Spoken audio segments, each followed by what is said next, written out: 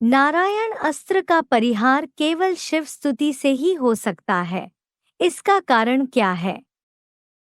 नारायण अस्त्र का परिहार कोई दूसरा अस्त्र नहीं है सिवाय शिव स्तुति सिवाय शिव स्तुति के।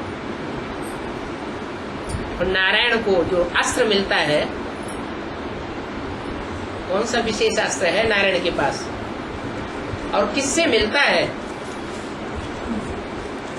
अरे किसी से मिलता है। नारायण को अस्त्र जो मिलता है शिव बाबा से मिलता है। और क्या अस्त्र मिलता है? ज्ञान मिलता है। ज्ञान के आधार पर ही उसका नाम पड़ गया नार आयन। आयन माने घर, नार माने जल। ज्ञान जल ही उसका घर है। उसकी आत्मा सदैव कहाँ रहती है?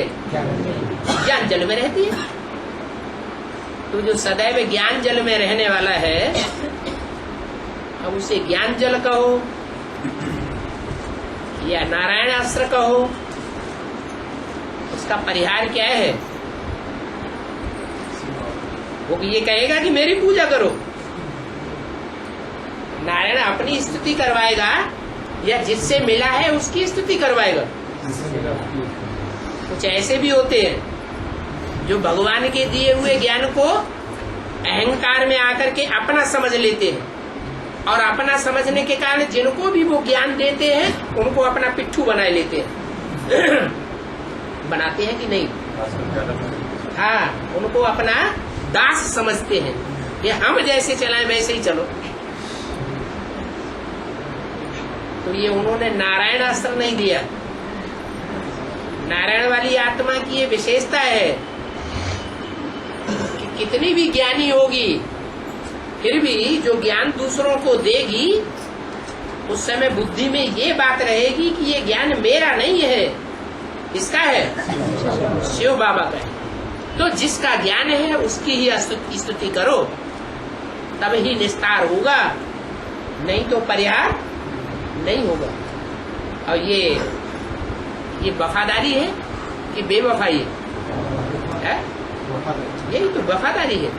कोई ऐसे होते हैं कि भगवान से ज्ञान तो लेते हैं, लेकिन जिससे लेते हैं उसका कुछ भी वो मान नहीं रखते, रिगार्ड नहीं रखते, बस अपना ही पिट्ठू बना के रखते हैं। हमको ही सरेंडर हो जाओ। क्या क्या करो? हमको हो जाओ सरेंडर। कोई भगवान दुनिया में नहीं है। जैसे हम चलाएं वैसे चलो, जहां तुम्हें रखें वहां रहो, जो खिलाएं सो खाओ। तो अपना बनाया या भगवान का बनाया? अपना बना के रख लिया।